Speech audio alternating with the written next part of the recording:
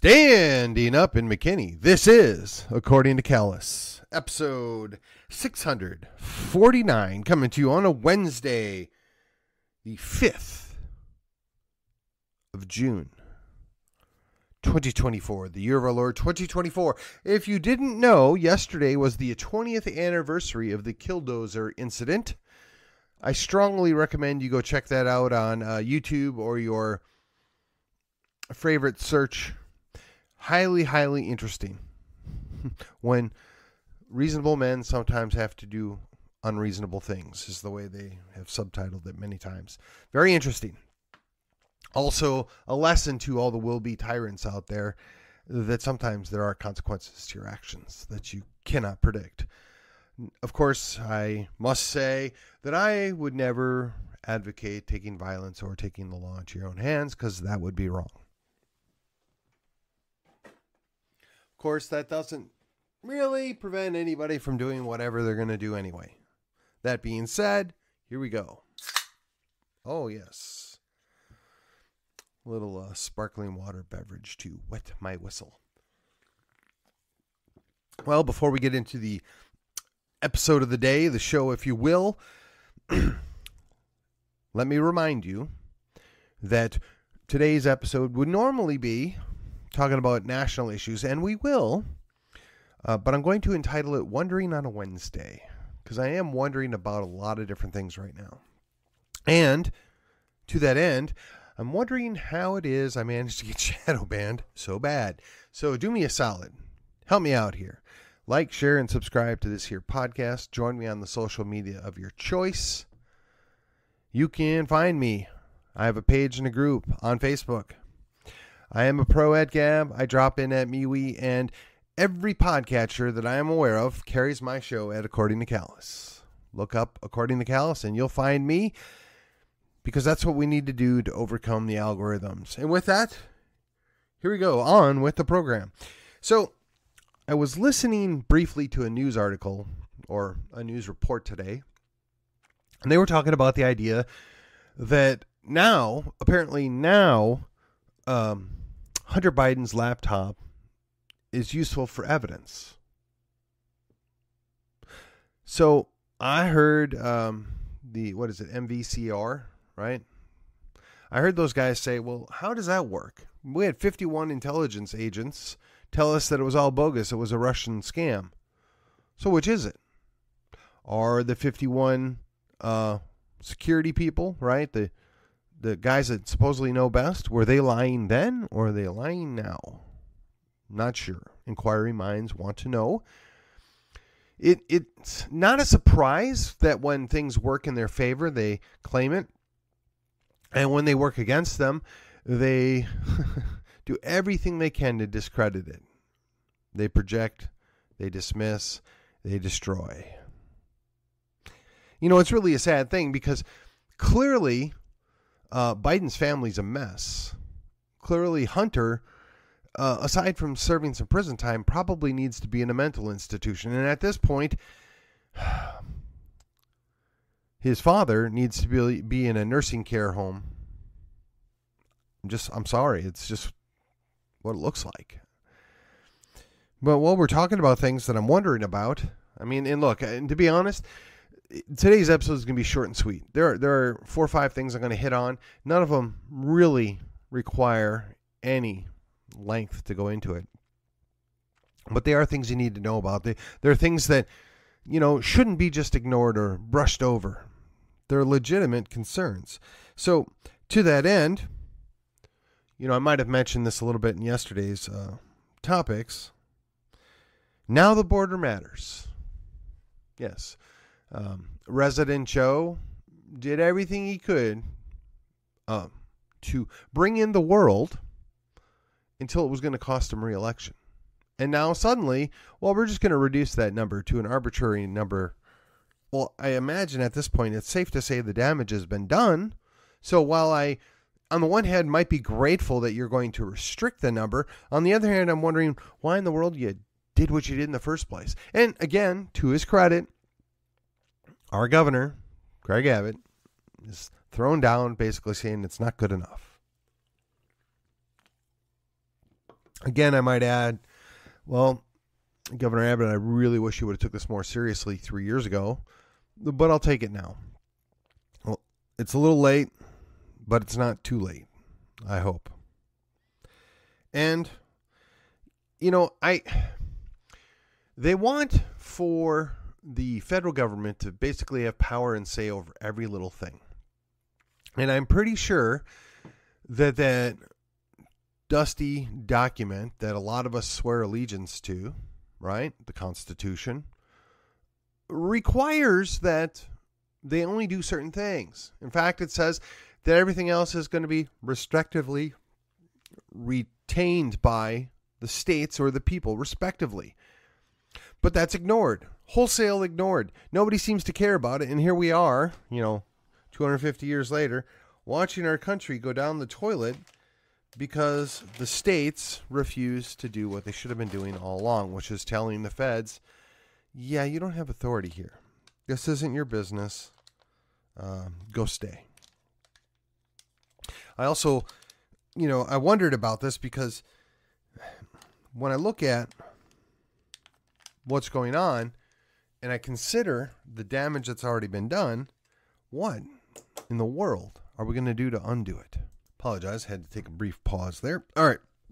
So really, if the damage has already been done and we're maybe kind of sort of going to put a Band-Aid on it, at this point I would say we need a tourniquet, and rather than an infusion, we need to defuse the problem that we've allowed in. We've got to eliminate the infection that is spreading, if you will. All right. I'm also wondering, what exactly are we going to do with the fact that, we have put ourselves in a position where we have aligned Russia with China, and we are now essentially provoking more conflict with Russia, and China's watching us and clearly observing that we're not capable of doing much of anything to slow down Russia. And they've already told us, yeah, we're taking Taiwan and there's not a darn thing you're going to do about it. Now, I would think that maybe if the Donald was in charge, right, we wouldn't be dealing with this. We wouldn't have made this category error of pushing those two together. The so-called unipolar world that we had dreamed of, courtesy of the neocons, is a long since gone wisp of a dream. The reality has set in that we have a multipolar world, and we're going to be on the losing end of this pretty quick.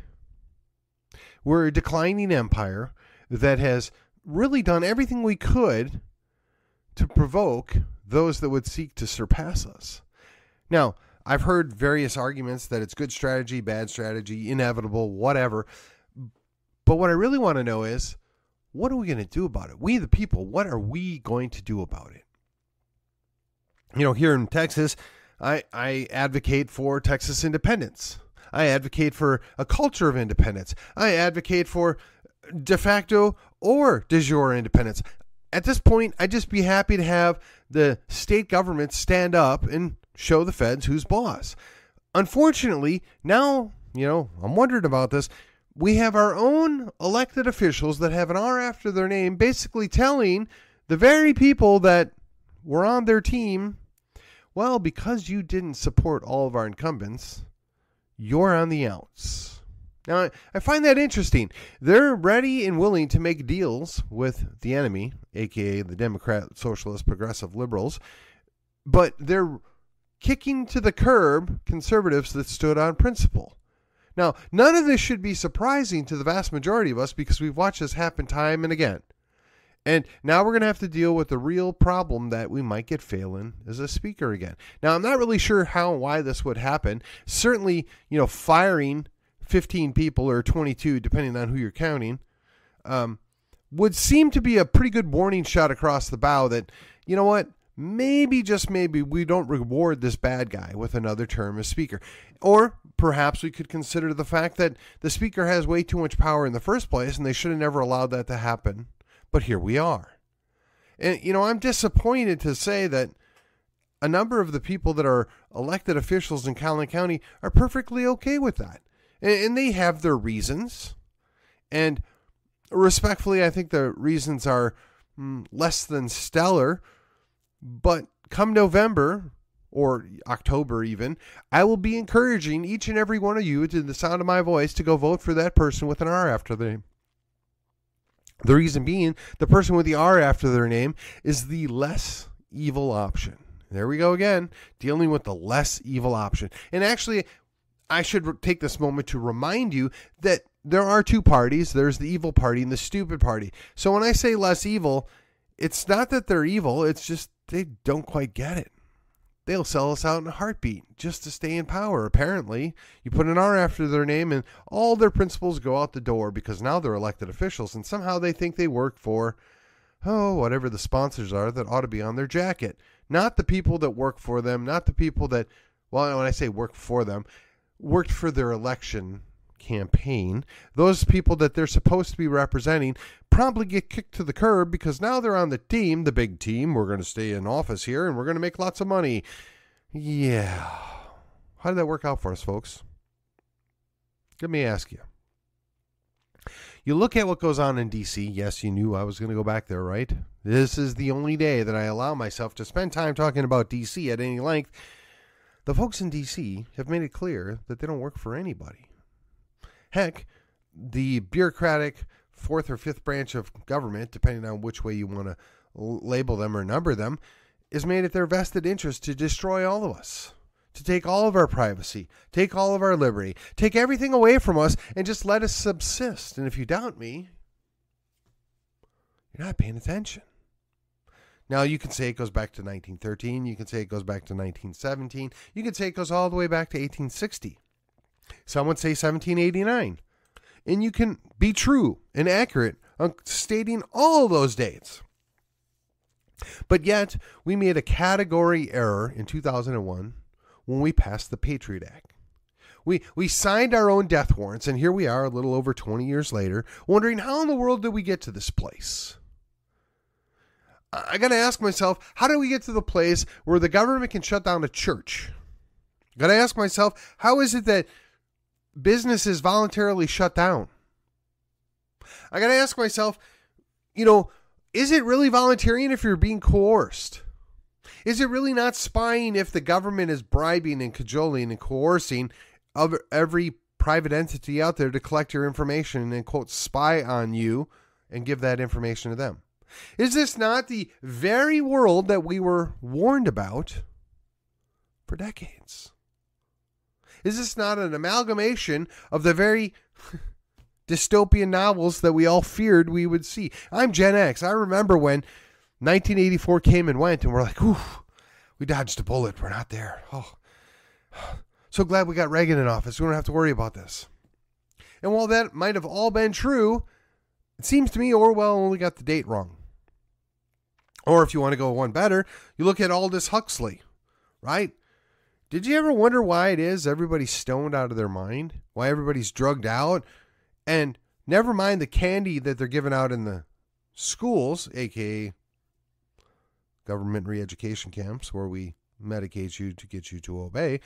Never mind any of that. Just consider the world we live in. And now we celebrate people that have mental illness and encourage them to act out on their mental illness. And we're told this is normal. We're told they should have pride in what they're doing to themselves. We're told that we're wrong. We're told that we are backwards, whatever. That we're the problem. They've used the notion of DEI to shove everything down our throats, right? Now, they would call it diversity, equity, and inclusion. I've often referred to it as diversion, exclusion, and inversion. And if you doubt me, just look at what they do. They divert your attention, make you think about something else, make you observe something else, right? Then they exclude you if you don't go along with the party here, right? I'm sorry. This is what we're doing here. This is the new zeitgeist. How dare you? And then through that process, they have now inverted the very world that we thought we understood, right? Now up is down, down is up, right is wrong, wrong is right. They've inverted reality, or at least they attempt to, because here's the problem with all of this stuff. reality doesn't change. You can do whatever you want, you can say whatever you want, but it doesn't change what reality is. You have to face the fact that you really can't undo nature, or if you will, nature's God. He is in control. And that might be upsetting to some of you. It might cause some of you to dismiss me, and that's fine. That's fine. Call it what you want, say what you want, but at the end of the day, you're not in control any more than I am. We all do the good work. When I say we, I'm being gracious. I don't know what you're doing or not doing, but I know what I'm doing. And quite frankly, I got a lot of irons in the fire. It's maybe not the best for me, maybe not the best for my family, but at the end of the day, I think to myself, I'm doing all that I can to save the Republic. I'm doing all that I can to save Texas. I'm doing all that I can to preserve liberty. And then I look out my back door, and I see the DEI has come home to roost. Now, I, for the large part, don't stick my nose into the interworkings of the city council. Quite frankly, under the tutelage of the current mayor, it's been an awful lot of do as I say and don't question me. Now, fortunately, we got a couple of newer guys that were elected to serve on the city council that don't necessarily go along with that plan. Now, might that have been helpful 4 years ago during the Summer of Love? Yeah, probably. Might it have been really helpful when they did the silly lockdowns? Yeah, probably would have. But I'll take it. Better late than never. But I do find it interesting. And look, this is somebody else's words and interpretation. I'm merely repeating it. We appointed somebody to be the mayor pro tem based off of her sex and her skin color. Now, we can call it whatever we want. We can justify it however we want. But I got to ask myself, what little I know about this person is they're very well educated. They have a very nice business that they run. They're highly qualified in their career path. What must you be willing to accept about yourself to take that appointment knowing that that was their motivations?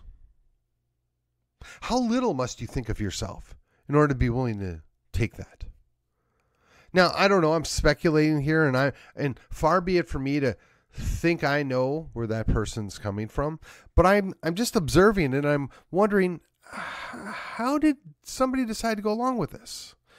Now, I've heard that it was a going away present. I've heard that, well, there was no interest in another term, so we're just going to grace this appointment. That's all fine.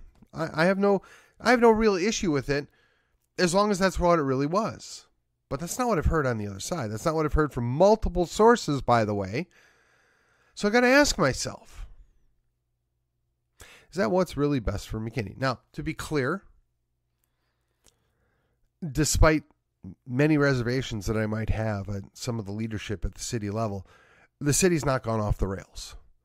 The city's not been run off into a gutter. It's not headed for destruction. I don't want to ever be accused of saying anything like that. Could it be better? Yes, absolutely. Would I do things differently if it was up to me? Well, yes, absolutely. Am I going to complain and nitpick every little thing that is maybe not exactly what I want? No, I don't want to do that. And quite frankly, I imagine the vast majority of the people out there have no care in the world for what I think about that specific stuff. It's minimal, minute differences. And you have to be willing to give credit where credit is due, and I have done that in the past. I will continue to do that going forward. But I'm kind of at a loss as to why it was more important to make history than to do the right thing. Why it was more important to upend historical precedents to make a point. Now, I know this is commonly done, and I'm not offended by it. Look, and just so we're clear, I don't really care. I don't really even have a strong opinion one way or the other. In fact, I kind of feel bad for both individuals in this. I feel bad for the guy that didn't get the reappointment that he thought he deserved, and I kind of feel bad about the person that did get the appointment, especially when you factor in what the motivation was for giving the appointment in the first place. Unless, of course, there's some serious fibbing. There's some misdirection. There's some untruthfulness involved here, which I would never, ever exclude that from being a possibility.